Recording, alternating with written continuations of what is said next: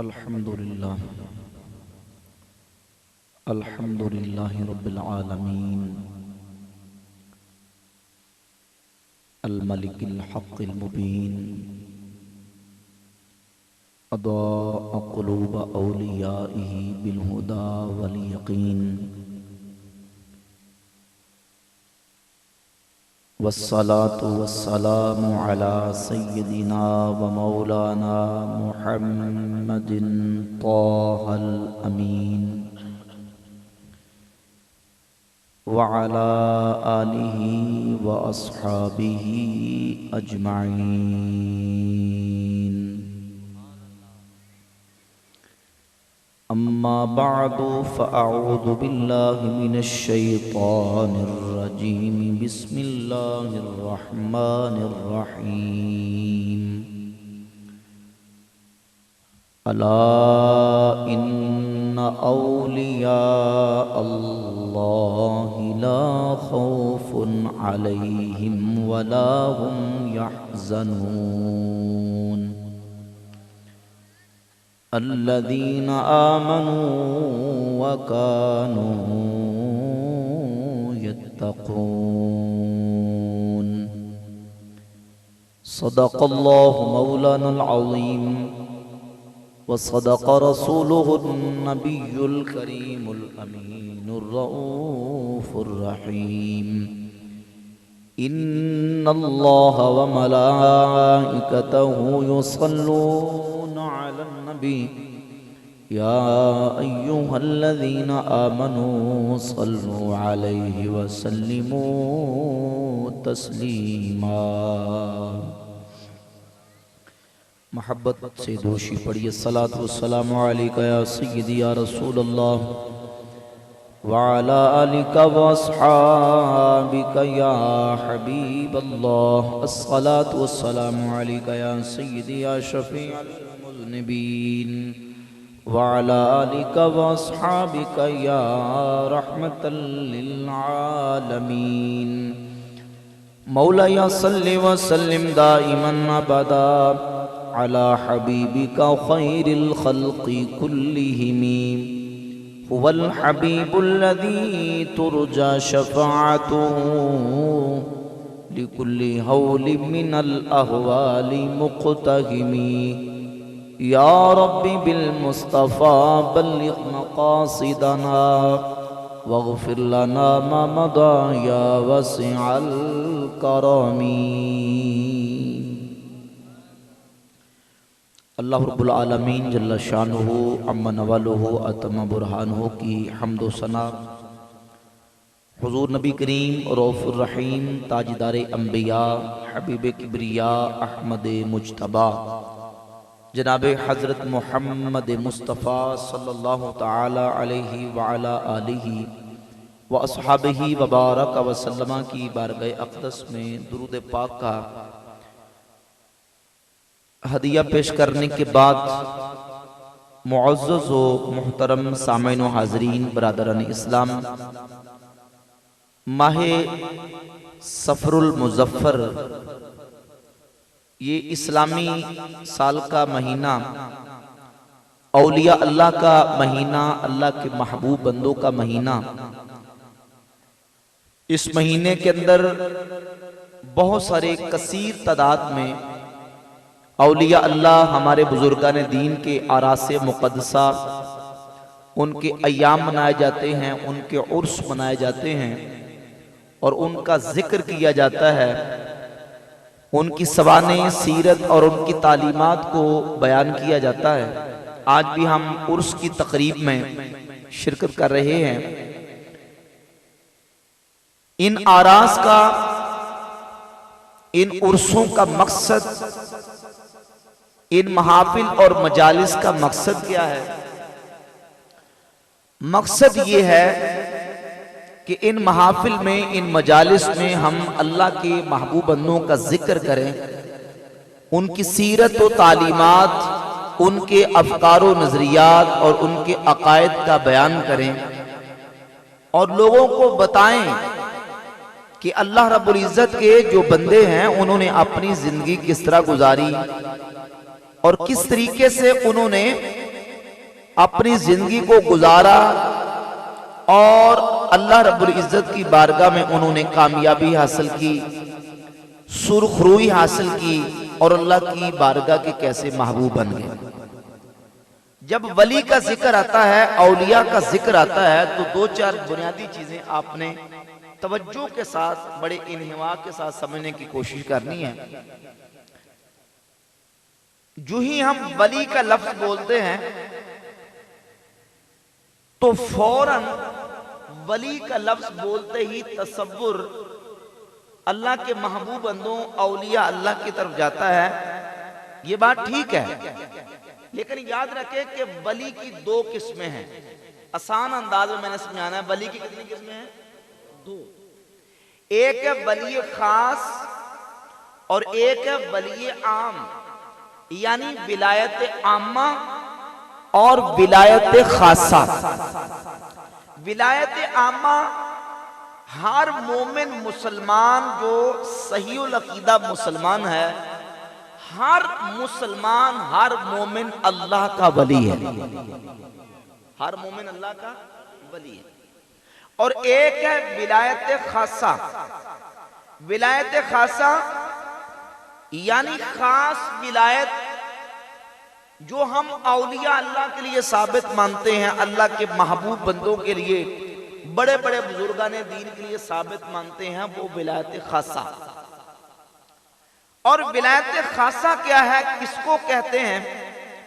ولایت خاصہ کا ذکر انہی آیات میں جو عام طور پہ آپ نے تقریر کے خطبے کے اندر یہ آیتیں سنی ہیں۔ اللہ رب العزت فرماتا ہے الا ان اولیاء اللہ لا خوف علیہم ولا هم یحزنون، خبردار اللہ کے ولی ان کو کوئی خوف نہیں، ولا هم یحزنون اور نہ وہ غمگین ہوں گے۔ اللہ نے اس مقام پہ ولایت خاصہ کا ذکر کیا، نہ صرف ولایت خاصہ کا ذکر کر کے ولی کی عظمت اور شان کو بیان کیا، بلکہ ساتھ اللہ نے ولایت کی تعریف اور ولایت کا معیار اور پہچان بھی بیان فرمایا۔ ایک ہے ولی کی شان، اس کا مقام، اور ایک ہے ولی کی پہچان۔ ولی کی پہچان، ولی کا مقام، ولی کی پہچان، یہ دونوں سمجھنا ضروری ہے۔ یہ نہیں کہ ولی کا مقام تو سمجھ لیا کہ ولی کا بہت بڑا مقام ہے، بڑی شان ہے، بڑا رتبہ ہے، وہ ٹھیک ہے، سبحان اللہ، لیکن اس کے ساتھ ولی کی پہچان بھی سمجھنی ہے، جس کو اللہ نے اسی آیت کے دوسرے حصے میں دوسری آیت میں بیان فرما دیا، اور فرمایا الذین آمنوا وَكَانُوا يَتَّقُونَ۔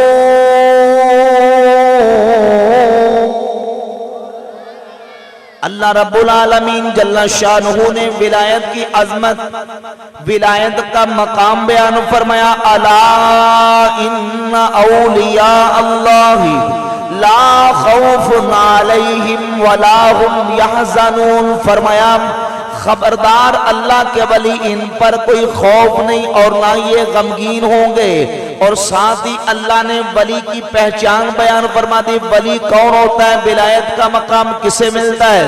فرمایا الذین آمنوا وکانوا یتقون، ولایت کے لیے دو شرطیں، ولی وہ ہوتا ہے جس کے پاس ایمان کی دولت بھی ہو، وکانوا یتقون، اور اس کے پاس تقوی کی دولت بھی۔ کتنی چیزیں ہوں؟ ایک ایمان اور دوسری تقوی۔ اب یہ آپ نے سمجھنی ہے باتیں، شاید آپ نے یہ باتیں کبھی نہ سنی ہوں، تو دل میں جگہ دینی ہے، اور یہ ہمارے عقیدے کے لیے بھی ضروری ہے، ایمان کے لیے ضروری ہے، اور ہماری آخرت کے لیے بھی ضروری ہے۔ دو شرطیں، ایک تو وہ ولی جس کو ہم ولی کہہ رہے ہیں، جس کی ولایت کا معیار اور پہچان اللہ نے بیان کی، وہ ہے نمبر ایک یہ کہ اس کے پاس ایمان ہو، نمبر دو اس کے پاس کیا ہو؟ تقوی۔ ایمان کیا ہے اور تقوی کیا ہے؟ اسی آیت کی تفسیر میں علامہ ساوی تفسیر ساوی میں لکھتے ہیں کہ ولی کون ہے؟ ہم الذین اتصفوا بالایمان، ولی وہ ہوتا ہے، اولیاء وہ ہیں جو ایمان کی صفت کے ساتھ متصف ہیں۔ ہم الذین اتصفوا بالایمان وہو اعتقاد الصحیح المبنی علی الدلائل القطعیہ، فرماتے ہیں ولی وہ ہے جس کا ایمان صحیح ہو، ایمان اس کا صحیح ہے جس کا عقیدہ صحیح ہو، اور عقیدہ اس کا صحیح ہے جس کا عقیدہ قطعی دلیلوں پر مبنی ہو۔ ولی کے لیے پہلی شرط کیا ہے؟ بولو یار، بولے کیا ہے؟ ایمان۔ پہلی شرط ایمان۔ اور ایمان کیا ہے؟ ایمان صحیح عقیدے کا نام ہے، اور صحیح عقیدہ کون سا عقیدہ ہے؟ جو دلیل کے اوپر مبنی ہوتا ہے، قطعی دلائل کے اوپر، قرآن، سنت، امت کا اجماع، اس پر عقیدہ مبنی ہو۔ اور فرمایا تقوی، تقوی کہتے ہیں ہوا امتثال المأمورات و اجتناب المنہیات عن طبق شرع، تقوی کہتے ہیں جن کاموں کا شریعت نے حکم دیا ان کاموں کو کرتا چلا جائے، فرائض و واجبات کو ادا کرے، سنن سیرت مصطفیٰ کی پابندی کرے، اور جن کاموں سے اللہ اور اس کے رسول نے روک دیا ہے ان سے رک جائے۔ گل میری سمجھ آ رہی کہ نہیں آ رہی؟ نہیں اردو بھی آئے گی انشاءاللہ، تو شروع سے آپ نے سمجھ نہیں تو انشاءاللہ آگے بات مزید آسان ہو جائے گی۔ بات سمجھ آ رہی ہے نا جی؟ پہلے ایمان ہو اور دوسرا کیا ہو؟ تقوی ہو۔ اب تقوی کس کو کہتے ہیں؟ ایک بندے نے 10 انگلیوں میں 10 انگوٹھیاں پہن لی، گلے میں اس نے ہاتھ ڈال لیے، کانوں میں اس نے مورکیاں ڈال لی، لمبے لمبے پیچھے عورتوں کی طرح بال رکھ رہی ہے، رنگ برنگے کپڑے اس نے گلے میں لٹکا لیے، تقوی اس کو کہتے ہیں۔ مونچھے تلوار مار کا اور داڑھی کا پتہ کوئی نہیں صفایا، تقوی اس کو کہتے ہیں؟ نہیں۔ التقوی ہوا امتثال مامورات و اجتناب المنہیات عن طبق شرع، شریعت مصطفیٰ کے مطابق جن کاموں کا حکم ہے ان کو کرے، اور جن کاموں سے رکنے کا کہا گیا ہے ان سے رک جائے۔ وَلِهَذَا قَالَ الْقُشَيْرِيُّ شَرْطُ الْوَلِيِّ أَن يَكُونَ مَحْفُوظًا كَمَا أَنَّ مِن شَرْطِ النَّبِيِّ أَن يَكُونَ مَعْصُومًا وَكُلُّ مَنْ كَانَ لِلشَّرْعِ عَلَيْهِ اعْتِرَاضٌ فَهُوَ مَرْدُودٌ وَمُخَاطِئٌ۔ حضرت امام عبد الکریم بن حوازن القشیری رحمہ اللہ، حضور داتا گنج بخش علی جویری رحمت اللہ کے شیخ، ان کے استاذ، وہ فرماتے ہیں جو بندہ، فرماتے ہیں کہ جس طرح نبی کے لیے شرط ہے کہ نبی گناہوں سے معصوم ہوتا ہے، ولی کے لیے شرط یہ ہے کہ ولی گناہوں سے محفوظ ہوتا ہے۔ اور ہر وہ بندہ جس کے قول پر، جس کے فعل پر، جس کے کردار پر، جس کی گفتار پر، جس کے حال پر، جس کے کردار پر، قول و فعل، عمل، صورت اور اس کے حلیے وضاقتہ کے اوپر شریعت کو اعتراض ہو، فرماتے ہوا مردود و مخادع، وہ مردود ہے، وہ دھوکے باز ہے، وہ فراڈیا شعبدے باز ہے، وہ اللہ کا ولی ہو سکتا؟ ولی ہو سکتا؟ ولی وہ ہے جو شریعت مصطفیٰ کا تابعدار، حضور کی شریعت کا پیروکار، اور جو حضور کی شریعت کا باغی، حضور کی شریعت کو آنکھیں دکھائے اور حضور کی شریعت کے خلاف اپنی زبان چلائے اور شریعت کے احکامات کو پامال کرے۔ نماز کی باری ہے تو کہے دل کی نماز ہے، یہ مولویوں کا کام ہے، مجھے ضرورت نہیں، ہمیں ضرورت نہیں، وہ پکا شیطان اور شریر ہے، وہ کبھی اللہ کا ولی ہو سکتا؟ ولایت کا معیار یہ ہے کہ ایمان ہو اور کیا ہو۔ اس لیے میاں صاحب فرماتے ہیں رستہ چھوڑ نبی دا ٹریا،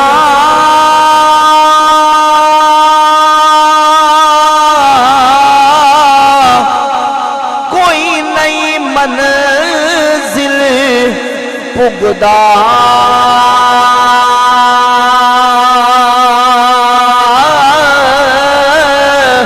رستہ چھوڑے نبی دا ٹریا، کوئی نہیں یہ منزل پگدا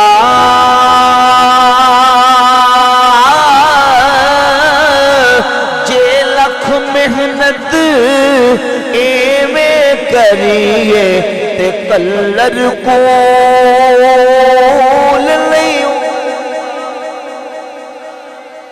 حضور کی اتباع اور غلامی چھوڑ کے کسی کو خدا کا قرب حاصل ہے جسے ملا ہے وہ حضور کی اتباع اور حضور کی تابعداری سے ملا۔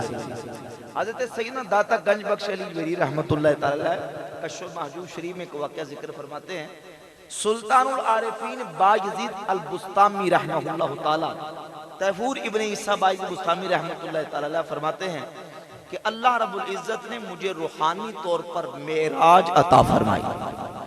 یہاں یہ مسئلہ ذہن نشین کر لیں کہ جسمانی طور پہ سر کی آنکھوں سے اللہ کا دیدار اور جسم کے ساتھ معراج یہ اللہ نے صرف اپنے محبوب کریم علیہ السلام کو عطا فرمایا۔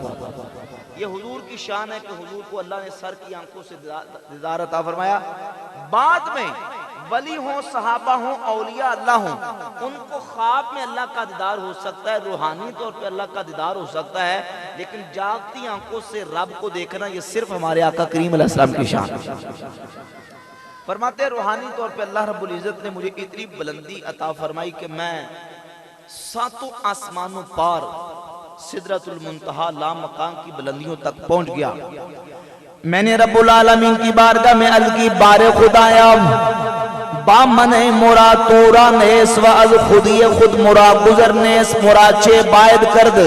یا رب العالمین اتنی بلندیوں تک آ گیا، سدرۃ المنتہا تک، لامکان کی بلندیوں تک پہنچ گیا۔ یا اللہ اتنی بلندیوں تک آ کے بھی مجھے تیرا قرب نصیب نہیں ہوا، یا اللہ میں کیا کروں؟ فرمان آمد، یا با یزید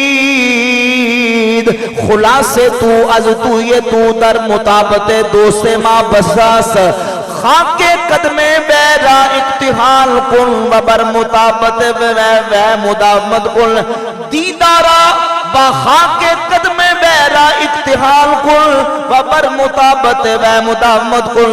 اللہ رب العالمین نے فرمایا اے بایزید بسطامی اتنی بلندیوں تک آ کے تجھے میرا نزدیکی اور قرب حاصل نہیں ہوا، فرمایا جا میرے مصطفیٰ کے قدموں کو لگنے والی خاک کو اپنی آنکھوں کا سرما بنا کے میرے محبوب کی اتباع میں زندگی گزارتا جا، تجھے خدا کا قرب نصیب ہو جائے گا۔ دیدارا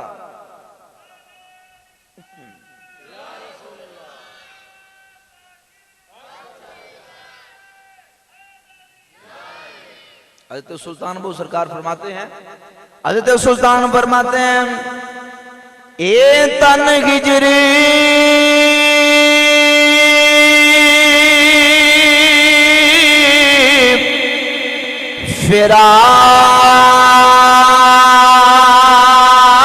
فراق کو سڑیا تے ہک دم مرے نہ جیوے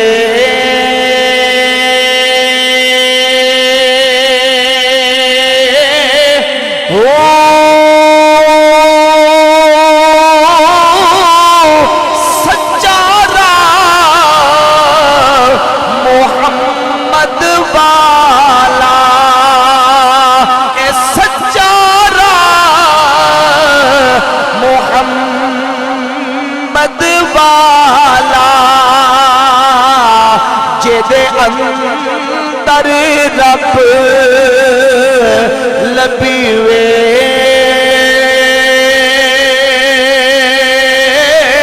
ہو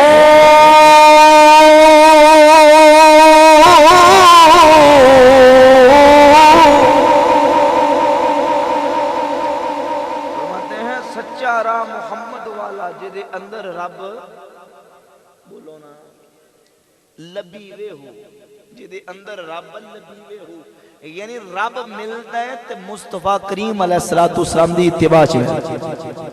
جسے خدا کا قرب نصیب ہوتا ہے وہ حضور کی اتباع کی برکت سے ملتا ہے. کوئی بندہ کہے کہ مجھے اتباع نبی کی ضرورت نہیں، مجھے شریعت کی ضرورت نہیں، عام طور پہ جھوٹے ملنگ اور جھوٹے پیر کہہ دیتے ہیں یار یہ شریعت کی بات ہے، یہ طریقت کی بات ہے. انہیں احمقوں کو پتہ نہیں ہے کہ شریعت کا تعلق بھی میرے مصطفیٰ کی ذات کے ساتھ ہے. شریعت کا مطلب ہے رستہ. کیا معنی شریعت کا؟ تو شریعت محمدی کا کیا مطلب نکلا؟ محمد مصطفیٰ کا رستہ. تو اگر کوئی کہے کہ محمد مصطفیٰ کے رستے پہ چل کے خدا نہیں ملے گا، میں کوئی اور رستہ اختیار کروں، تو پھر وہ شیطان تک پہنچے گا، رب رحمان تک پہنچ سکتا، خدا تک وہ پہنچے گا جو حضور کے رستے پہ چل کے جائے گا. اسی لیے حضرت سیدنا نظام الدین اولیاء رحمت اللہ تعالی فرماتے ہیں کہ پیر آن کسبایت کہ کتاب در دست راست گرفتہ باشد و سنت مصطفیٰ صلی اللہ علیہ وآلہ وسلم بردست جب و در روشنائی این دو شمع میر ود نظر مواقع شبہت افتاد نظر ظلمات بدعات. فرماتے ہیں پیر وہ ہو جس کے ایک ہاتھ میں خدا کا قرآن ہو، دوسرے ہاتھ میں میرے مصطفیٰ کا فرمان ہو. جب ولی اللہ اور پیر جس کو شیخ مانتے ہو، فرماتے ہیں جب وہ ان دو روشنائیوں کو لے کے چلے گا پھر نہ وہ خود گمراہی اور جہالت میں گرے گا اور نہ اپنے مریدوں کو لے کے جائے گا. فرماتے ہیں جب روشنائیاں اس کے پاس دو ہوں گی تو پھر وہ ان روشنائیوں میں منزل مقصود تک پہنچ جائے گا. تو ولی کے لیے دو شرطیں، ایمان صحیح ہو اور کیا ہو؟ تقوی ہو. یار کیے ایمان صحیح کیا ہے؟ علامہ صاحبی کہتے ہیں ہوا اعتقاد صحیح، عقیدہ صحیح ہو. اگر عقیدہ صحیح ہے تو ایمان صحیح ہے، ایمان صحیح ہے تو پھر تقوی کی بات آئے گی. اور اگر عقیدہ اور ایمان صحیح نہیں تو زمین و آسمان کے درمیان جتنی خلا ہے وہ ساری کی ساری نیک عمال سے بڑھ کر بھی رب کی بارگاہ میں آ جائے، اس کا عمل رب کی بارگاہ میں قبول اس کا ہوتا ہے جس کا عقیدہ صحیح ہوتا ہے. اور اللہ کے فضل و کرم سے ڈنکے کی چوٹ پہ سینہ تان کے بازو لہرا کے ہم کہہ سکتے ہیں اہل سنت و جماعت کہ اللہ نے یہ صحیح عقیدہ اہل سنت و جماعت کو عطا فرمایا. ولیوں کا ذکر، اللہ کے محبوب بندوں کا ذکر، اللہ کے پیاروں کا ذکر، نبی کے یاروں کا ذکر، نبی کی آل کا ذکر گج وج کے کرتا ہے تو اہل سنت و جماعت کرتا ہے. اس کے عقیدے کے اندر وہ پاکیزگی، وہ خوشبو اور وہ معطر و منبر عقیدہ ہے جس عقیدے میں اللہ کے محبوب سے نسبت رکھنے والوں کے ساتھ نفرت نہیں، کدورت نہیں، عداوت نہیں، کو کینہ اور بغض نہیں. ہم کہتے ہیں جسے رسول اللہ کی نسبت میسر آ گئی وہ حضور کی آل ہو تب بھی قابل احترام ہے، حضور کے صحاب ہو تب بھی قابل احترام ہے. اور یاد رکھیں اگر کوئی پیر ہو کو اپنے آپ کو ولی اللہ کہتا ہو اور اس کا عقیدہ صحیح نہ ہو، اہل سنت کے عقیدے پر نہ ہو، کیونکہ اہل سنت و جماعت کا عقیدہ اللہ کے فضل و کرم سے وہ عقیدہ ہے جو عقیدہ حق ہے. حدیث مشہور آپ نے سنی ہے، اہل سنت کی درجن سے زائد کتابوں میں 18 صحابہ اس حدیث کے راوی ہیں. نبی پاک صلی اللہ علیہ وآلہ وسلم نے فرمایا الا ان من قبلکم من اہل الکتاب افترقوا علی 72 ملہ.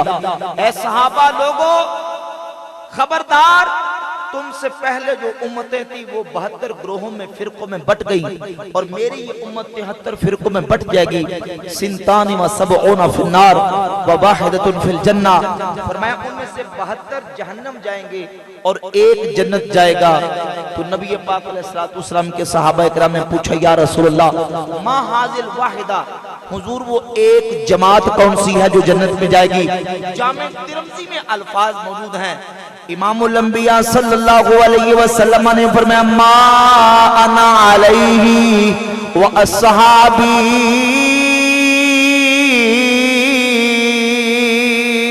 فرمایا وہ جماعت جنت میں جائے گی جو میرے اور میرے صحابہ کے طریقے اور عقیدے پر ہوگی۔ دوسری حدیث کے اندر لفظ موجود، صحابہ اکرام نے پوچھا یا رسول اللہ وہ جنت میں جانے والی جماعت کون سی ہوگی؟ میرے آقا کریم علیہ السلام نے فرمایا ہی الجماعت، وہ ایک جماعت ہوگی، جماعت ہو گئی۔ اور اللہ اکبر کبیرہ سننے ابی داؤد کی حدیث موجود ہے، توجہ کریں، اہل سنت و جماعت کا عقیدہ حدیث سے ثابت ہے، اہل سنت و جماعت کا ٹائٹل اور لفظ بھی حدیث سے ثابت ہے۔ امام الانبیاء صلی اللہ علیہ وسلم نے ارشاد فرمایا من یعش منکم بعدی فسیرا اختلافا کثیرا، اے لوگوں جو تم میں سے میرے بعد زندہ رہے گا میرے بعد بہت زیادہ اختلافات دیکھے گا، بہت زیادہ افتراق و انتشار دیکھے گا۔ جس وقت امت کے اندر اختلاف پیدا ہو جائے، علیکم بسنتی و سنت الخلفاء المہدیین الراشدین، اس موقع پر تم نے میری سنت کو لازم پکڑ لینا ہے، میرے خلفاء مہدیین راشدین کی سنت کو لازم پکڑ لینا۔ عزیزان گرامی قدر حدیث کے ساتھ حدیث کو ملاتے چلے جائیں، نتیجہ یہ نکلتا ہے ان 73 گروہوں میں سے جو جنت میں جانے والی جماعت ہوگی وہ سنت والی ہوگی، وہ جماعت والی ہوگی جس کا مشترکہ نام ہے اہل السنت والجماعت۔ اس کا نام کیا ہے؟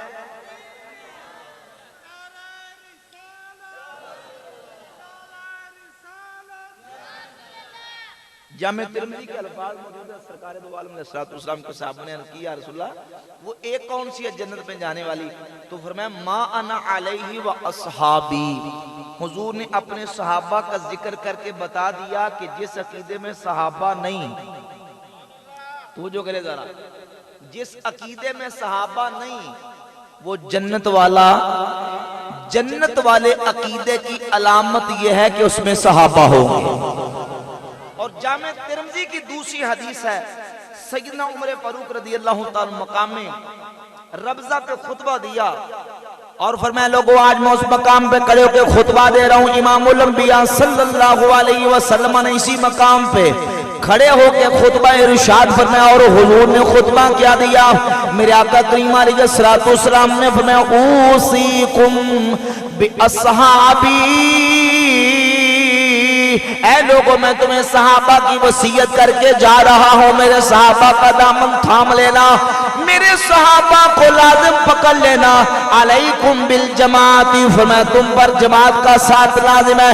ایاکم والفرقہ، نئے نئے پیدا ہونے والے فرقوں سے بچ کے رہنا، جماعت کا دامن تھام کے رہنا، میرے صحابہ کے دامن کو تھام کے رہنا۔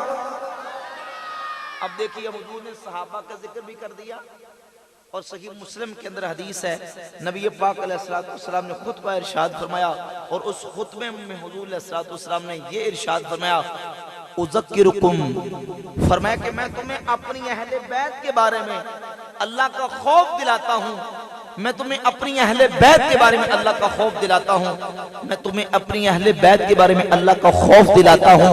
حضور نے اپنی امت کو اہل بیت کے ساتھ بھی جوڑا ہے، اپنے صحابہ کے ساتھ بھی جوڑا ہے۔ رب کہہ دو سبحان اللہ۔ جس عقیدے میں صحابہ نہیں وہ بھی فارغ ہے اور جس میں اہل بیت نہیں وہ بھی فارغ ہے۔ اللہ نے اہل سنت کو وہ عقیدہ دیا ہے جس میں حضور کی اہل بیت بھی ہے، میرے نبی کے صحابہ بھی ہیں۔ تو جو صحابہ کا منکر ہے اس کا بھی عقیدہ صحیح نہیں، جو اہل بیت کا منکر ہے اس کا عقیدہ بھی صحیح، ولایت اس کی صحیح ہے جس کا عقیدہ صحیح ہے۔ حضور غوث پاک سرکار شیخ عبدالقادر جیلانی رضی اللہ تعالیٰ عنہ طالبین شریف میں فرماتے ہیں کہ مرید کے اوپر واجب ہے یکون علی عقیدت السلف الصالح اہل سنت القدیمت سنت الانبیاء والمرسلین والصحابۃ والتابعین والاولیاء والصدیقین، فرماتے ہیں ہمارا مرید وہ ہوگا جو اہل سنت و جماعت کی عقیدے پر ہو۔ اگر مرید کا عقیدہ سنیوں والا نہیں تو فرماتے وہ ہمارا مرید ہو سکتا۔ تو معلوم ہوا کہ اہل سنت و جماعت کا عقیدہ ولی کے لیے ضروری ہے، اور اگر عقیدہ اس کا اہل سنت والا نہیں تو پھر وہ ولی یہ دل کی تختیوں پہ دماغ کی تختیوں پہ لکھ لے. کیونکہ آج ایسے لوگ جو جن کا کل تک ولیوں کے ساتھ کوئی نسبت اور کوئی تعلق نہیں تھا وہ ہمارے کئی بزرگوں اور کئی اولیاء اللہ کی خانقاہوں گدیوں کے اوپر زبردستی قابض ہو کے وہ قبضہ گروپ بن کے ہمارے کئی اولیاء اللہ کے مزارات کے اوپر قابض ہو گئے اور وہاں بیٹھ کے وہ اپنی وہ رافضیت بغض صحابہ دشمنی صحابہ کا اظہار کرتے ہیں. حالانکہ اللہ کا ولی کبھی صحابہ کا منکر ہو سکتا کیونکہ ولایت نبی کریم علیہ السلام کی امت میں چلتی ہی حضور کے صحابہ سے. جو صحابہ کا منکر ہو گیا اسے ولایت نصیب ہو سکتی اور پھر جو صحابہ کا منکر ہے وہ تو خود خدا کی لعنت کا مستحق ہے. رسول اللہ صلی اللہ علیہ وسلم کا فرمان ہے. امام ابن ابی عاصم نے کتاب السنہ میں حدیث کو بیان کیا. میرے آقا کریم صلی اللہ علیہ وسلم نے فرمایا ان اللہ اختارنی واختار لی اصحابا. اے لوگو اللہ رب العالمین جل شانہ نے مجھے اپنے لیے اختیار کیا, مجھے اپنے لیے پسند کیا. میرے لیے رب نے میرے صحابہ کو پسند کر لیا, میرے لیے میرے صحابہ کو اللہ نے اختیار کیا, پسند کر لیا. فجعلہم لی وزراء وانصارا واصحارا. اللہ نے میرے صحابہ کو میرے وزیر بنا دیا, میرے مددگار بنا دیا. اللہ نے میرے صحابہ کو میرے سسرالی بنا دیا. من سبہم فعلیہ لعنت اللہ والملائکۃ والناس اجمعین. سن لو, جس نے میرے صحابہ کو سب و شتم کیا, میرے صحابہ کو گالم گلوچ کیا, اس پر اللہ کی بھی لعنت ہے, فرشتوں کی بھی لعنت ہے, ساری انسانیت کی لعنت ہے. لا یقبل اللہ لہم صرفا ولا عدلا. فرمایا ایسا بندہ کوئی فرض کرے پڑے اللہ اس کے فرض کو قبول نہیں کرتا, ایسا بندہ کو نفل پڑے اللہ اس کے نفل کو قبول نہیں, نہ اس کا کوئی نفل قبول ہے نہ اس کا کوئی. بولو بھائی, جو جس کا نہ نفل قبول ہے نہ اس کا فرض قبول ہے, بتائیں ذرا وہ ولایت کے مقام پہ فائز ہو سکتا ہے؟ نہیں. وہ ولی اللہ بن سکتا؟ اللہ کا ولی وہ ہوتا ہے جو ایمان والا بھی ہوتا ہے اور تقوی والا بھی ہوتا ہے. بھائی بات سمجھ آ رہی ہے؟ اور یہ بات ذہن نشین کر لیں, جس کا عقیدہ صحیح نہیں اور اہل سنت و جماعت کے عقیدے سے منحرف ہے. اہل سنت و جماعت یہ ایک عقیدے کا نام ہے. کس کا نام ہے؟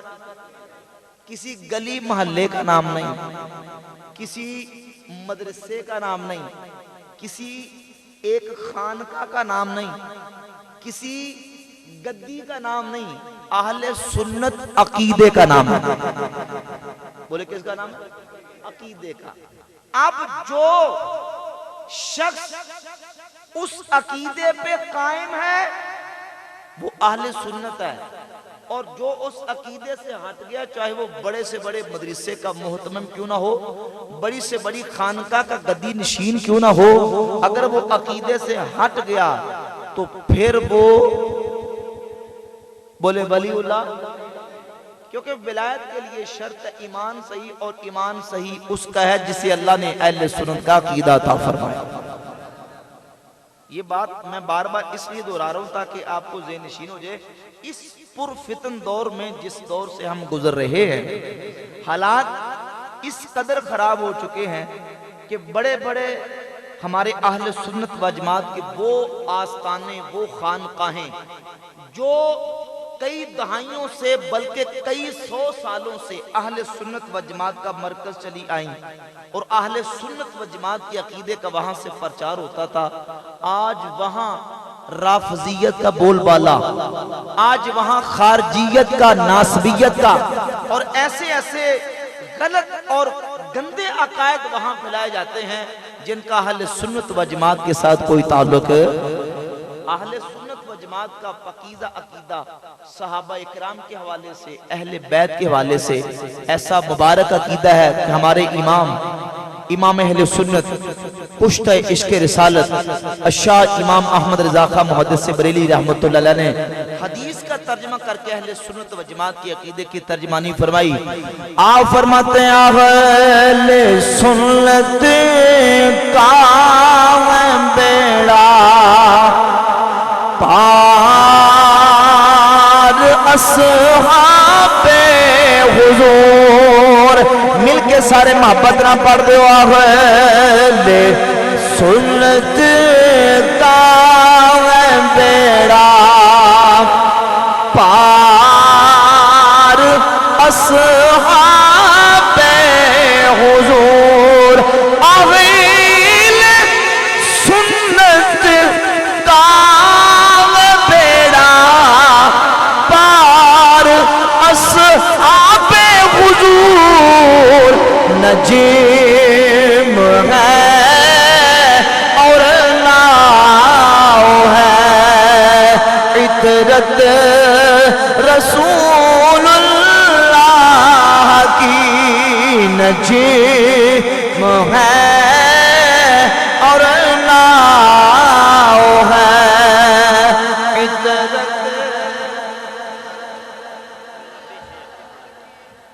محبت سے پڑھیے ذرا، نجم ہے اور ناؤ ہے، عطرت رسول اللہ۔ اور جب ہم صحابہ کی بات کرتے ہیں تو یہ بات بھی ذہن نشین کر لیں، توجہ کریں، سارے نبیوں پر ہمارا ایمان ہے، سارے نبیوں پر ہمارا، لیکن نبیوں سے بڑا رتبہ رسولوں کا، اور رسولوں میں سے بھی بڑا رتبہ اولو العزم رسولوں کا، اور ان سب سے بڑا رتبہ ہمارے کریم آقا محمد مصطفیٰ صلی اللہ علیہ وسلم کا۔ بات سمجھ آ رہی ہے؟ انشاءاللہ آجے کی بات۔ تو سارے نبیوں پر رسولوں پر ہمارا ایمان ہے، لیکن یہ بھی ایمان ہے کہ سارے نبیوں رسولوں میں سے سب سے بلند مرتبہ اللہ نے ہمارے کریم آقا علیہ السلام کو عطا فرمایا۔ صحابہ کے بارے میں جب بات آتی ہے تو سارے صحابہ عظمت و شان والے، شان رفت مقام والے۔ ایک صحابی کا مرتبہ اور مقام یہ ہے کہ دنیا کا بڑے سے بڑا ولی اللہ، بڑے سے بڑا غوث قطب ابدال بھی کسی صحابی کے مقام تک پہنچ سکتا۔ ذرا ذوق امام ابن حجر مکی ایتنی فرماتے ہیں ان شرف الصحبت والرؤیت لرسول اللہ صلی اللہ علیہ وسلم لا یعاد له عمل ولا یوازیہ شرف۔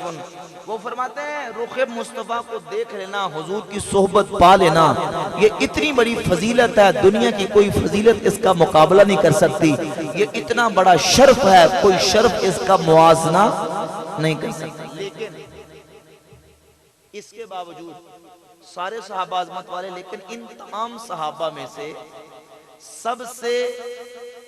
ان تمام صحابہ میں سے ان صحابہ کا رتبہ سب سے زیادہ ہے جو درخت کے نیچے حضور کے ہاتھ پر بیعت کر رہے تھے تو اللہ نے قرآن کی آیت نازل فرمائی۔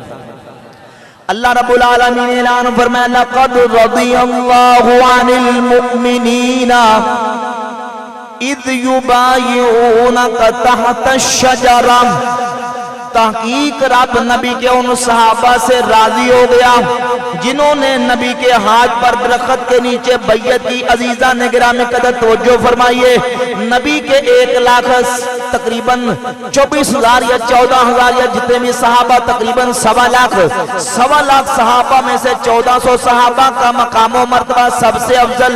ان 1400 میں سے بھی وہ صحابہ جنہوں نے اسلام کی پہلی جنگ بدر میں شرکت کی، 313 صحابہ کا مرتبہ ان سے بھی زیادہ۔ ان 313 میں سے بھی وہ صحابہ جو حضرت عمر کے اسلام قبول کرنے پر 40 کا عدد مکمل ہو گیا۔ اللہ نے قرآن کی آیت نازل فرمائی یا अय्युहन नबिय्यु हस्बुकल्लाहु व मन इत्तबअका मिनल मुमिनीन। ऐ नबी, अल्लाह भी आपको काफी, और जो ईमान ले आए, आप पर जो ईमान ले आए, आपकी इत्तिबा की, वो ईमान वाले भी आपको काफी हो गए। 40 सहाबा 313 में से भी अफजल है। और जब 40 के बाद बात की जाती है उन 10 सहाबा की जिनको इमामुल अंबिया सल्लल्लाहु अलैहि वसल्लम ने दुनिया में जन्नत की बशारत अता फरमाई, इन 40 में से भी वो 10 सहाबा सबसे अफजल। और जब 10 की बात आती है उन 10 में से वो 4 सहाबा अफजल है जिनको खुलफाए राशिदीन कहा जाता है। और खुलफाए राशिदीन के बाद जब नाम आता है, जब मर्तबा आता है, जब नंबर आता है, हुजूर सैयदना गौस पाक सरकार फरमाते हैं, बल्कि अहले सुन्नत व जमात का इजमाई अकीदा है, अफदलुहुम अबू बकर सुम्मा उमर सुम्मा उस्मान सुम्मा अली रज़ियल्लाहु ताला अन्हुम अजमाइन। सबसे पहला मकाम और मर्तबा अल्लाह ने अबू बकर सिद्दीक को आता। इन 4 में से पहला नंबर किनका? अबू बकर, बोले अबू बकर सिद्दीक रज़ी अल्लाह ताला। और ये जो अकीदा है सहाबा का भी यही अकीदा है, मौला अली का भी यही अकीदा है, अहले सुन्नत व जमात का भी यही अकीदा है। अभी अगर आप किसी के पास मौजूद हो सही बुखारी में 3671 नंबर हदीस है। मौला अली के बेटे मोहम्मद इब्ने हनफिया ने पूछा, अब्बू जान ये बताएं, अय्युन नास खैरुन बादा रसूलिल्लाह सल्लल्लाहु अलैहि वसल्लम, अब्बू जान ये बताएं कि हुजूर के बाद सारी उम्मत में सबसे अफजल तरीन हस्ती कौन है? तो मौला अली की जबान पर जिसका नाम आया वो जाती अबू बकर सिद्दीक रज़ियल्लाहु अन्हु। फरमाया अबू बकर, काला कुल्तु सुम्मा मन, मैंने अर्ज किया अबू जान उनके बाद किनका मकाम है? तो फरमाया अबू बकर सिद्दीक के बाद मकाम हज़रत उमर फारूक रज़ियल्लाहु ताला। ये कोई अखबारी रिपोर्ट नहीं, कोई किस्सा कहानी नहीं, सही बुखारी की 3671 नंबर हदीस है। मौला अली मुर्तज़ा फरमाते हैं हुजूर के बाद उम्मत में सबसे अफजल तरीन हस्ती अबू बकर सिद्दीक रज़ियल्लाहु ताला। तो मौला अली का भी यही अकीदा। और बल्कि इसके साथ एक और हदीस में बयान कर दूं, सैयदना मौला अली रज़ियल्लाहु ताला तशरीफ फरमा थे कि एक शख्स आया और कहने लगा, ये किताबुल आसार इमाम अबू यूसुफ की उसके सफर नंबर 207 पे 924 नंबर हदीस है। कहने लगा, मा रअयतु अहदन खैरा मिनका, या अली मैंने बड़े बड़े शान व अज़मत वाले लोग देखे पर आपसे बढ़कर मैंने नहीं देखा। तो मौला अली ने उससे पूछा, हल रअयत नबिय्या सल्लल्लाहु अलैहि वसल्लम, क्या तूने अल्लाह के नबी को देखा है? काला ला, कहने लगा नहीं। फरमाया ये बता, हल रअयता अबा बकर व उमर, तूने अबू बकर उमर को देखा है? काला ला, कहने लगा नहीं। फरमाया लौ अखबरतनी अन्नका रअयत नबी सल्लल्लाहु अलैहि वसल्लम दरबतु उनुका, फरमाया अगर तू ये कहता कि मैंने अल्लाह के रसूल को देखा मैं तेरी गर्दन उड़ा देता, क्योंकि तूने मुझसे अफजल हस्ती अल्लाह के नबी को देखा है। वलौ अखबरतनी अन्नका रअयत अबा बकर व उमर लऔजअतुका अक़ूबतन, और अगर तू ये कहता कि मैंने अबू बकर उमर को देखा मैं तुझे फिर भी सख्त सजा देता, क्योंकि अबू बकर भी मुझसे अफजल है, हज़रत उमर भी मुझसे अफजल है। ये है मौला अली का अकीदा। या रसूल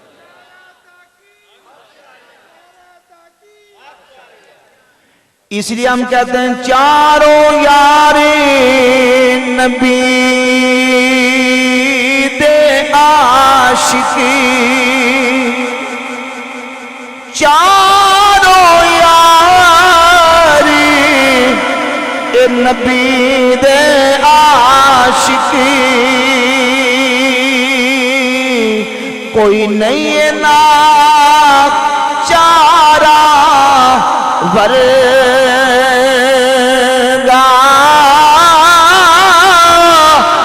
ना इस धरती यारो पैदा कीता, ना चारा यारा वरगा,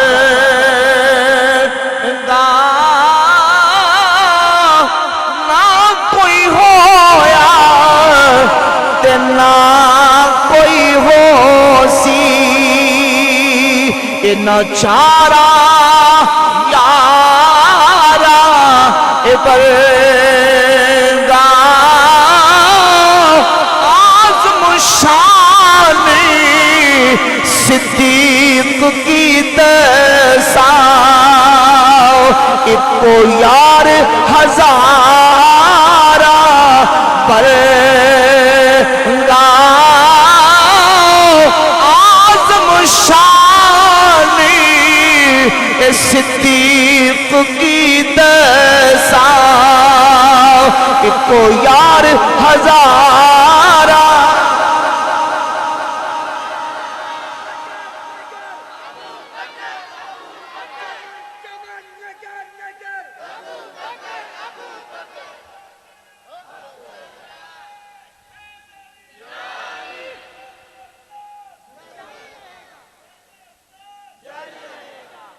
صحیح بخاری کے اندر ایک دوسری حدیث ہے، مولا علی کا دیکھیں ابو بکر و عمر کے ساتھ پیار اور محبت، اور مولا علی کا نام لے کے جھوٹی محبت کا دعویٰ کرنے والے وہ ابو بکر و عمر کے خلاف بولے ان کا علی کے ساتھ کوئی تعلق ہو سکتا؟ مولا علی پتر شیر خدا کرم اللہ تعالیٰ وجل کریم کے والے سے صحیح بخاری کے اندر حدیث موجود ہے، جس وقت حضرت عمر فاروق رضی اللہ تعالیٰ عنہ کی شہادت ہوئی، تو جو کریں حضرت عمر کی شہادت ہوئی، عبداللہ ابن عباس حضور کے چچا کے بیٹے مولا علی کے کزن بھی ہیں، مولا علی کے شاگرد بھی ہیں، وہ فرماتے ہیں میں حضرت عمر کی شہادت کے بعد حضرت عمر کی چارپائی کے قریب کھڑا تھا، صحابہ آ کے حضرت عمر کے لیے دعا کر رہے تھے کہ میرے پیچھے سے ایک شخص آیا، صحیح بخاری کے اندر حدیث موجود ہے، صحیح مسلم میں 6187 نمبر حدیث ہے، فرماتے ہیں میرے پیچھے سے کوئی شخص ہے، اس نے میرے کندھے پر ہاتھ رکھ لیا اور ہاتھ رکھ کے کہنے لگا اللہ عمر پہ رحم فرمائے، اللہ عمر پہ رحم فرمائے، اللہ عمر پہ رحم فرمائے۔ میں نے کئی مرتبہ اللہ کے رسول صلی اللہ علیہ وسلم کی مبارک زبان سے سنا، میں نے اکثر حضور کو یہ فرماتے ہوئے سنا، میرے محبوب جب بھی فرماتے تھے تو حضور کہتے تھے کنتو و ابو بکر و عمر، میں تھا اور ساتھ ابو بکر تھا اور ساتھ عمر تھا، فعلتو و ابو بکر و عمر، میں نے کیا اور ابو بکر نے کیا اور عمر نے کیا، وانطلقتو و ابو بکر و عمر، میں چلا اور میرے ساتھ ابو بکر چلا، ساتھ میرے عمر چلا۔ حضرت عبداللہ بن عباس رضی اللہ تعالیٰ عنہ فرماتے ہیں جب میں نے دیکھا یہ بندہ کون ہے جو حضرت عمر کے لیے رحمت کی دعائیں بھی کر رہا ہے اور ساتھ حضرت عمر کی منقبت بیان کر رہا ہے، جس وقت میں نے پیچھے مڑ کے دیکھا فَإِذًا هُوَ عَلِيُّ بْنُ أَبِي طَالِبٍ، وہ کوئی اور بندہ نہیں، وہ مولا علی تھے جو حضرت عمر کی منقبت بیان فرما رہے تھے، جو حضرت عمر کی کیا منقبت، یہ منقبت ہے حضرت عمر کی کیا کہ حضور جب بھی فرماتے، اللہ کے رسول جب بھی ذکر کرتے تو حضور فرماتے میں تھا، ابو بکر تھا اور عمر تھا، میں نے کیا اور ابو بکر نے کیا اور عمر نے کیا، میں چلا اور ابو بکر چلا، اور یعنی حضور اپنے ساتھ ذکر ابو بکر اور ذکر عمر فاروق فرمایا کرتے تھے۔ کس قدر حضور نبی کریم علیہ السلام نے ان کو قریب رکھا تھا، اور یہ کون کہہ رہا ہے؟ یہ مولا علی فرما رہے ہیں، اور اگلی حدیث میں اس کے ساتھ ملا کے مکمل کروں گا۔ میرے آقا مسجد میں تشریف لے کے آئے، ایک طرف حضرت ابو بکر صدیق تھے، دوسری طرف حضرت عمر فاروق تھے۔ رسول اللہ صلی اللہ علیہ وآلہ وسلم نے صحابہ کرام سے فرمایا میرے صحابہ ہاکذا نبعث یوم القیامہ، جس طرح آج مسجد میں آیا ہوں میدان معاشر میں اسی طریقے سے آؤ۔ حضور نے اپنے ساتھ ابو بکر عمر کو رکھا، ذکر میں ساتھ رکھا، مسجد میں آتے وقت ساتھ رکھا، اور فرمایا میدان معاشر میں میرے ساتھ ہوں گے۔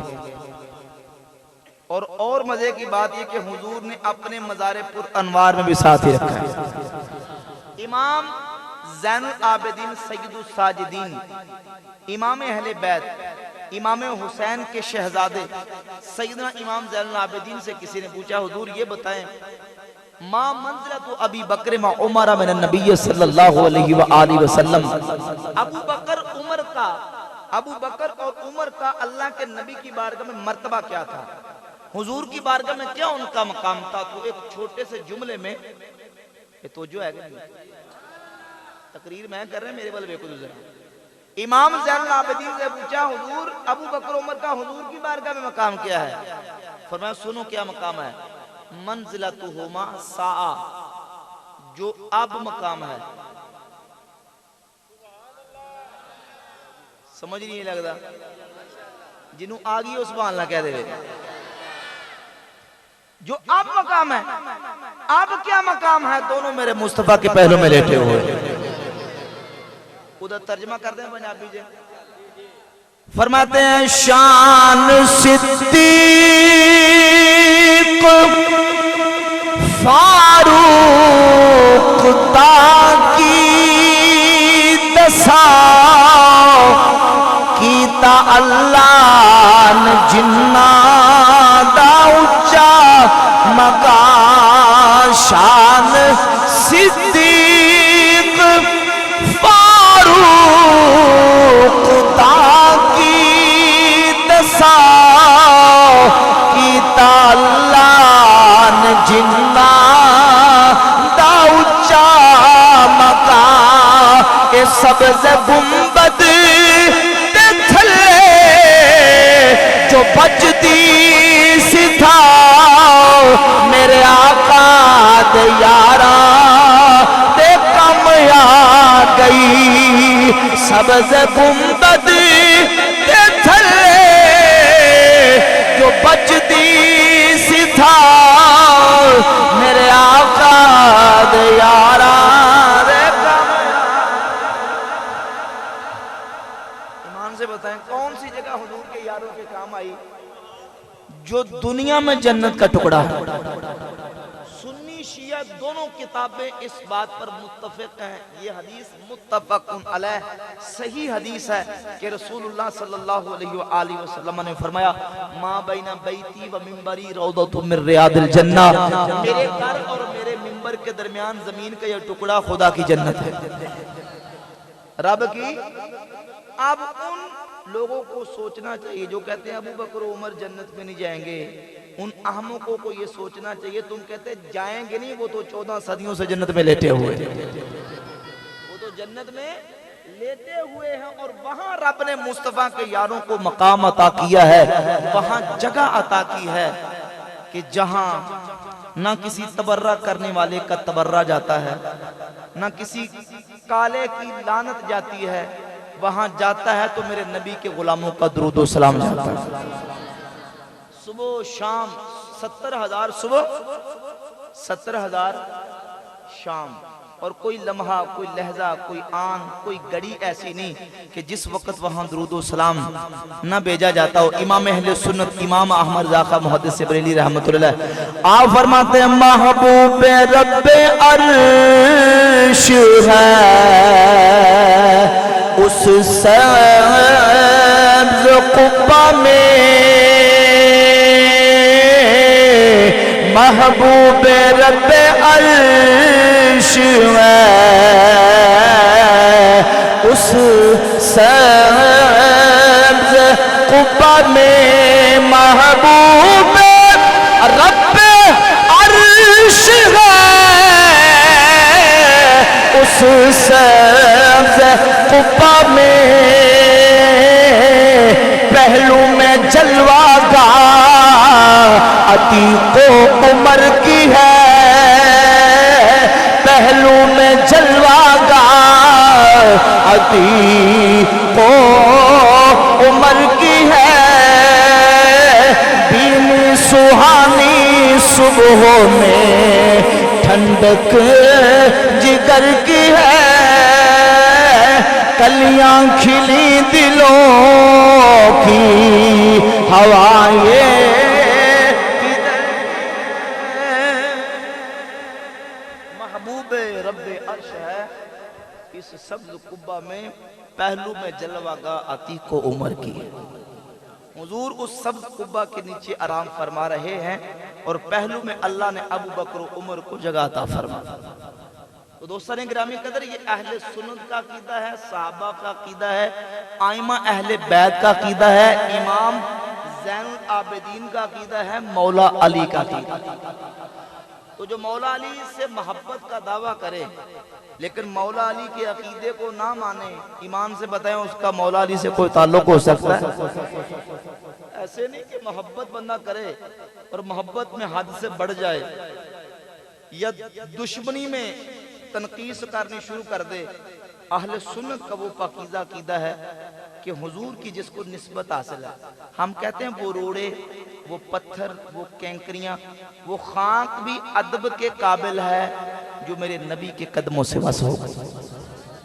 ہمارا ایمان ہے بالکل ادب والا، محبت والا عقیدہ ہمارا اہل سنت و جماعت کا ہے۔ کوئی اہل بیت کی گستاخی اور بے ادبی کرتا ہے اور کوئی صحابہ کی گستاخی کرتا ہے، ہم کہتے ہیں ادب ہی وہ چیز ہے، ادب پہلا قرینہ ہے محبت کے قرینوں میں سے، جسے ادب کی دولت مل گئی سمجھنے بیڑا پار ہو گیا۔ آدم لکھتے ہیں پہلی منزل عشق ادب، سبحان اللہ کیا تو کر رہا ہے، پہلی منزل عشق ادب دی، بنا ادب مراد نہ پاوے، بے ادبا دی بستی اندر کدی ٹھنڈی ہوا نہ آوے،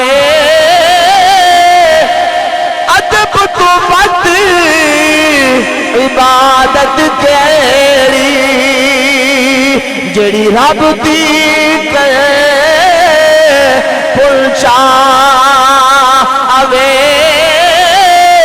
آزمو دے بخود سبلے جنوں اے دولت مل جائے، جنوں اے دولت۔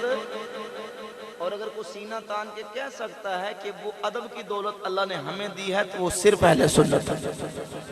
صحابہ کا ادب، اہل بیت کا ادب، ولیوں کا ادب، کہہ دو سبحان اللہ۔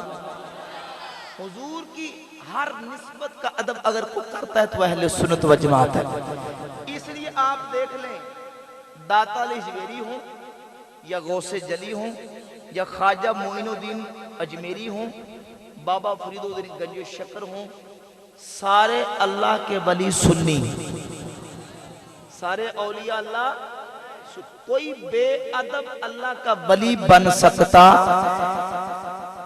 ادب وہ چیز ہے کہ ادب کی وجہ سے اللہ کتنا بلند رتبہ دے دیتا ہے، اور بے ادبی وہ چیز ہے کتنے بلند رتبے پر فائد کیوں نہ ہو اللہ اس کے سارے اعمال کو غارت اور برباد کر دیتا ہے۔ اس لیے عقیدہ اہل سنت و جماعت کو تھام کے رکھیں اور ہر قسم کے بد مذہب، بد عقیدہ کی صحبت اور اس کے بد عقیدگی اور شر سے بچ کے رہیں۔ اللہ رب العزت نے ہمیں ایسا پاکیزہ اور پیارا عقیدہ عطا فرمایا ہے اور اللہ کے ولی سارے اہل سنت کے عقیدے میں آئے ہیں۔ میں عرض کر رہا تھا کہ صحابہ اکرام رضی اللہ تعالیٰ عنہ کی ذوات طیبات، ان کا مقام و مرتبہ، ان کی عظمت، اہل بیت کی عظمت، اگر میں نے یہ آپ کے سامنے حدیث رکھی ہے نا کہ مولا علی نے صحابہ کی عظمت کو بیان کیا تو صحابہ نے مولا علی کی عظمت کو بیان کیا، اہل بیت کی عظمت کو بیان کیا۔ آج جتنی حدیثیں ہم تک پہنچی ہیں، ذخیرہ احادیث، کتب احادیث کو آپ اٹھا کر دیکھ لیں، جتنی حدیثیں ہم تک پہنچی ہیں ان کو بیان کرنے والے رسول اللہ کے صحابہ ہیں۔ اہل بیت کی عظمت ہو، مولا علی کی شان ہو، سیدہ بی بی پاک کی شان و عظمت ہو، ان کی شان و عظمت والی حدیثیں بھی ہم پڑھتے ہیں تو جا کے سند صحابی تک پہنچتی ہے۔ حضور کا صحابی یہ کہتا ہے کہ اللہ کے رسول نے امام حسن و حسین کی یہ شان بیان کی، اللہ کے نبی نے مولا علی کی یہ شان بیان کی ہے، اور اللہ کے محبوب نے سیدہ فاطمہ الزہرا کی یہ عظمت و شان بیان کی۔ اس لیے صحابہ اہل بیت کی عظمت و شان کو دل میں رکھ کے اپنے ایمان اور عقیدے کو مضبوط رکھیں. اولیاء اللہ، اللہ کے محبوب بندوں کے ساتھ اپنے تعلق کو استوار کریں، مضبوط کریں، ان کے دامن کو تھام کے رکھیں. اللہ رب العزت جل شانہ میں صحیح معنوں میں اہل سنت و جماعت کے عقیدے پر زندگی پر موت نصیب فرمائے. بھائی نے سوال کیا ہے کہ یہ جو رافضیوں کی طرف سے، کالوں کی طرف سے ایک بہتان لگایا جاتا ہے نبی کریم علیہ السلام کے جلیل القدر صحابی سیدنا عمر ابن خطاب فاروق اعظم رضی اللہ تعالیٰ کی ذات اقدس پر کہ نعوذ باللہ تعالیٰ ایک جھوٹ کا پلندہ صحابہ کو ڈیگریڈ کرنے کے لیے، ان کے مقام و مرتبے کو لوگوں کی نظروں سے، دلوں سے نکالنے کے لیے یہ ایک جھوٹ گڑا رافضیوں نے، صحابہ کے دشمنوں نے، کہ دیکھو جی یہ حضرت عمر جو ہیں انہوں نے تو بی بی سیدہ فاطمہ الزہرا رضی اللہ تعالی عنہا کا نعوذ باللہ گھر جلا دیا تھا، دروازہ توڑ دیا تھا اور ان کے گھر کو آگ لگا دی. اور یہاں تک نعوذ باللہ کیا جاتے ہیں، ان کی کتابوں میں لکھا ہوا ہے، کافی تک الاقتصاص شیخ مفید کی رجال کشی جتنی کتابوں میں یہ چیزیں موجود ہیں کہ نعوذ باللہ بی بی پاک سیدہ فاطمہ کے ہاں بچے کی ولادت ہونے والی تھی اور عمر نے بی بی پاک کو ٹھڈا مارا نعوذ باللہ تعالیٰ، اور ان کے ہاں بچہ فوت ہو گیا. پھر وہ اسی وجہ سے شہید ہو گئیں اور نعوذ باللہ ان کو تھپڑ مارے اور پتہ نہیں کیا کیا انہوں نے بکواسات گڑھی ہیں جس کا حقیقت کے ساتھ کوئی تعلق نہیں. ابھی میں نے آپ کے سامنے صحیح بخاری صحیح مسلم سے حدیثیں آپ کے سامنے پڑھ کے سنائیں کہ حضرت علی حضرت عمر کی شان و عظمت بیان کر رہے ہیں. بات سمجھ آ رہی؟ اب ذرا ذہن پہ زور دیں، تصور کریں ایک وہ شخص جو شجاعت اور بہادری میں بے مثال ہے، اس کی کوئی نظیر نہیں، بے مثال ہے. وہ شخصیت ان کے سامنے ان کی بیوی اور رسول اللہ کی بیٹی کی اس قدر توہین ہوئی ہو، کیا شرعاً، اخلاقاً، عرفاً، معاشرے کے طور پر کسی طریقے سے بھی مولا علی کے لیے یہ روا تھا کہ وہ خاموش رہتے؟ شریعت کی روح سے، اخلاقی طور پہ، اپنے فریض منصبی کے طور پہ، عرف کے اعتبار سے ہم دیکھیں کیا ہمارے اس غیب گزرے معاشرے میں، غیب گزرے دور میں وہ بندہ جو بالکل سنگل پسلی ہو، ماڑا کمزور آدمی ہو، غریب سے غریب آدمی ہو، اور کوئی گاؤں کا بہت بڑا چودھری وڈیرا بھی آ کے کسی کی بیوی کی بے عزتی کرے تو کوئی غیرت مند اپنی بیوی کی بے عزتی گوارا کر سکتا؟ ماڑے سے ماڑا بندہ گوارا نہیں کر سکتا. انسان جو ہے وہ آپے سے باہر ہو جاتا ہے. مولا علی پاک کی ذات اقدس سیدہ پاک کے بارے میں اس طرح کا واقعہ ہوا ہو اور وہ خاموشی سے دیکھتے رہ گئے. ان کی بیوی بھی تھی، ان کے رسول کی بیٹی بھی تھی اور ہر اعتبار سے ان پر لازم تھا، لیکن کوئی ایسا واقعہ پیش نہیں آیا. کوئی ایسا واقعہ پیش ہے؟ تو اس کا مطلب یہ ہے کہ یہ رافضیوں نے، کالوں نے، صحابہ کے دشمنوں نے یہ واقعہ گڑا ہے تاکہ صحابہ کو ڈیگریڈ کیا جا سکے اور ان کو بدنام کیا جا سکے. نعوذ باللہ. جبکہ ان کی آپس میں محبت میں کتنی حدیثیں آپ کو سناؤں. سیدنا مولا علی نے ایک چادر، دیکھ رہے ہیں کپڑا ہے، چادر لی ہوئی تھی. مصنف ابن ابی شیبہ حدیث کی کتاب میں حدیث موجود ہے. مولا علی نے چادر لی تھی تو کسی نے پوچھا کہ حضور یہ آپ چادر اکثر طور پہ استعمال کرتے ہیں، یہ کیوں؟ تو آپ نے پتا کیا جواب دیا؟ فرمایا کسانی خلیلی و صفی و صدیقی و خاصی عمر. یہ میں چادر اس لیے اکثر طور پہ لے کے رکھتا ہوں، یہ چادر مجھے میرے یار نے، مجھے میرے خلیل نے، مجھے میرے صدیق نے، مجھے میرے خاص الخاص یار عمر نے گفٹ کی ہے. یہ چادر مجھے عمر نے گفٹ کی ہے. میں چادر اس لیے اپنے ساتھ، جو عمر کی دی ہوئی چادریں سینے سے لگا کے علی پاک رکھیں، ان کی عمر پاک کے ساتھ محبت کتنی ہوگی. اگر کوئی اس طرح کا واقعہ ہوا ہوتا نعوذ باللہ تعالیٰ تو اس طرح معاملہ ہوتا؟ ہرگز ایسی بات نہیں. بیسیوں واقعات ایسے موجود ہیں بحمد تعالیٰ کہ جس میں مولا علی پاک کی حضرت عمر رضی اللہ تعالیٰ کے ساتھ محبت کا بالکل واضح اور بین ثبوت موجود ہے. یہ رافضیوں نے جھوٹا واقعہ گڑا ہے افسانہ قصہ اس کا حقیقت کے ساتھ کوئی تعلق نہیں، ٹھیک ہے؟ اور باتیں بھی ہو سکتی لیکن میرا خیال ہے اس پہ اتفاق کرنا ہے۔ کوئی اور مسئلہ کسی نے پوچھنا تو پوچھنا، کوئی دوست کو مسئلہ پوچھنا چاہتا تو پوچھنا۔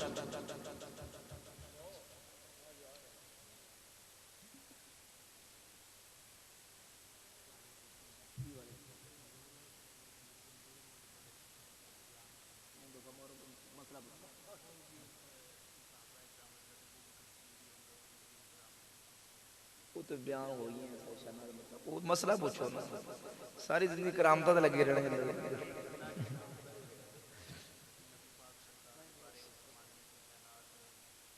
اچھا چلو اور بندہ دسی مسئلہ کو پوچھو، مسئلہ کو پوچھو، نہیں تو پھر دعا کریے۔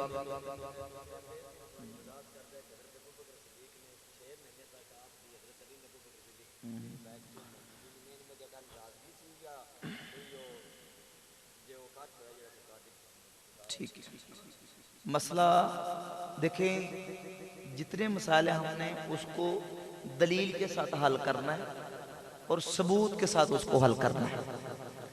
سیدنا مولا علی رضی اللہ تعالیٰ عنہ کا عقیدہ میں نے صحیح بخاری سے بتایا کہ مولا علی رضی اللہ تعالیٰ عنہ یہ عقیدہ رکھتے ہیں کہ حضور کی ذات گرامی قدر کے بعد سب سے افضل ہستی ابو بکر صدیق ہے۔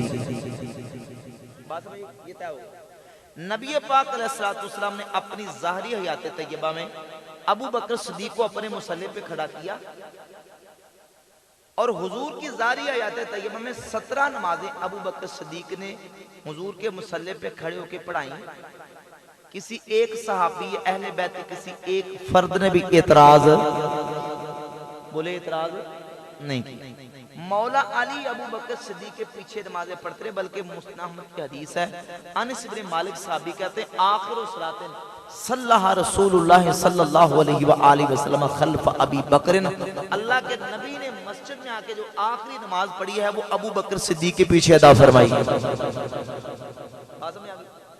صدیق اکبر رضی اللہ عنہ کو حضور نے صحابہ کی دنیا نہیں بلکہ دین کا امام بنا دیا، دین کا۔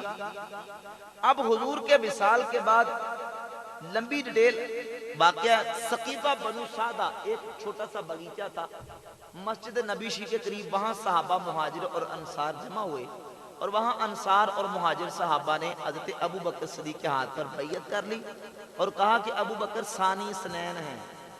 سورہ توبہ میں قرآن مجید میں ان کا ذکر موجود ہے اور ان کو رسول اللہ نے اپنے مصلی پہ کھڑا کیا ہے، لہذا ہم ان کی بیعت پر راضی ہیں۔ مہاجرین بھی اور انصار نے اتفاق کر لیا۔ مولا علی اس وقت گھر موجود تھے، مولا علی کیا تھے؟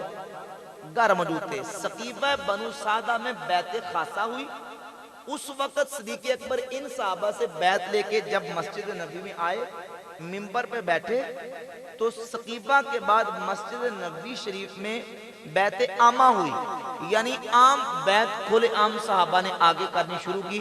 دیکھا تو حضرت علی موجود نہیں تھے اور حضرت زبیر موجود نہیں تھے، تو حضرت ابو بکر صدیق نے کہا کہ علی اور زبیر کو بلا لائیں۔ وہ مسجد میں آئے، حوالہ سن لیں۔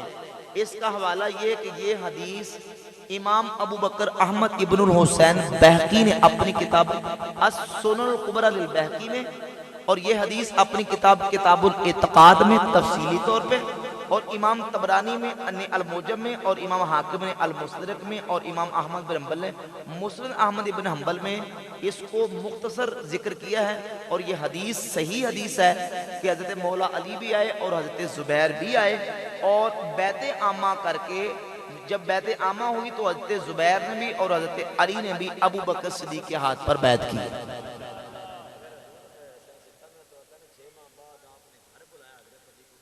یہ دیکھیں یہ جو آتا ہے نا، ہاں میں عرض کرتا ہوں، یہ جو آتا ہے نا، اب یہ جو آتا ہے یہ کس نے کہا ہے؟ تو جو یہ کس نے کہا ہے؟ یہ کون بیان کر رہا ہے کہ حضرت علی نے 6 مہینے تک بیعت نہیں کی؟ یہ بیان کون کر رہا ہے؟ یہ بیان کر رہا ہے ایک راوی جس نے حضرت علی رضی اللہ تعالیٰ عنہ اور حضرت ابو بکر صدیق کا یہ واقعہ دیکھا۔ یہ واقعہ ہوتے وقت وہ راوی ابن شہاب زہری اس وقت موجود نہیں، اب وہ راوی بیان کر رہے ہیں اور ان کے مقابلے میں صحابی رسول ابو سعید خدری رضی اللہ تعالیٰ عنہ بیان کرتے ہیں کہ حضرت ابوبکر صدیق نے حضرت علی اور زبیر کو بلایا اور مسجد میں بیعت عامہ کے وقت حضرت علی نے ابوبکر صدیق کے ہاتھ پر بیعت کی۔ اب ایک طرف صحابی بیان کر رہے ہیں اور ایک طرف ایک راوی ابن شہاب زہری بیان کر رہے ہیں، مجھے بتائیں کہ راوی کی بات معتبر ہے کہ صحابی کی بات معتبر ہے؟ صحابی کہتے ہیں کہ مسجد میں آ کے بیعت کی، لہذا اہل سنت کہتے ہیں ہم صحابی کی بات کو ترجیح دیں گے، اور واقعہ بھی ایسے ہی ہے۔ اور پھر اگلی بات تو جو کریں، بڑی مزیدار بات ہے اور اس پر بہت بڑا قرینہ ہے۔ صحیح بخاری کے اندر حدیث ہے، عقبہ بن عامر رضی اللہ تعالیٰ، عقبہ بن حارث رضی اللہ تعالیٰ فرماتے ہیں، اور مسند احمد بن حنبل میں اور صحیح بخاری میں مسند احمد میں بیلیال کے لفظ موجود ہیں، اور وہ حدیث یہ ہے کہ نبی کریم علیہ السلام کے وصال کے چند راتیں بعد، چند راتیں ابھی حضور کے وصال کو گزری تھی کہ حضرت ابوبکر صدیق نماز پڑھا کے مسجد سے باہر نکلے، دیکھا کہ سامنے حضرت امام حسن کھیل رہے تھے، تو ابوبکر صدیق نے امام حسن کو اٹھایا اور اٹھا کے اپنے کندھوں پہ بٹھا دیا۔ راوی کہتے ہیں عقبہ، وہ کہتے ہیں مولا علی ابوبکر صدیق کے ساتھ نماز پڑھ کے نکلے تھے، جس وقت ابوبکر صدیق نے ان کو کندھوں میں بٹھایا امام حسن کو، تو بٹھا کے کہنے لگے بے ابی شبیہ بالنبی لیس شبیہ بعلی، میرا باپ حسن پہ قربان ہو جائے، حسن کی صورت علی سے نہیں ملتی، حسن کی صورت میرے نبی سے ملتی۔ اس میں حدیث میں لفظ ہے وَعَلِيٌّ يَضْحَكُ، تو مولا علی ابوبکر صدیق کا یہ انداز سن کے مسکرا رہے، مولا علی ساتھ کھڑے تھے، کیا کر رہے تھے؟ اور حضور کے وصال کے چند راتیں گزرنے کے بعد کا واقعہ ہے، تو ثابت ہوا اس حدیث سے بھی کہ مولا علی نے بیعت عامہ ابوبکر صدیق کے ہاتھ پر کی ہے، اور وہ باقاعدہ مسجد میں نماز پڑھنے جاتے تھے، اور ان کے ساتھ ان کے معاملات تھے، وہ ان کے مشیر بن کے انہوں نے معاملہ چلائے ہیں، اور صحابہ کو جب بھی کوئی موقع مسئلہ پیش آیا ہے تو حضرت علی رضی اللہ تعالیٰ کی ذات گرامی قدر وہ ان کے ساتھ ساتھ ہمیشہ رہے۔ یا رسول اللہ انظر حالنا کہتے ہیں، یہ صرف کہنا چاہیے یا اللہ انظر حالنا، کل قیامت والے دن تم کہتے ہو یا رسول اللہ انظر حالنا، ان کو چھوڑے اپنی بات کریں۔ مسئلہ یہ ہے کہ یہ تو نبی کریم علیہ السلام کے صحابہ حضور کی بات میں یہی کہا کرتے تھے، جب کوئی مسئلہ کلیئر نہیں ہوتا تھا تو کہتے یا رسول اللہ انظر حالنا، حضور ہمارے حال پر نظر فرمائیے۔ تو اگر وہ غلام حضور نبی کریم علیہ السلام کی بارگاہ اس میں عرض کرتا ہے کوئی ایسی بات نہیں، ٹھیک ہے؟ السلام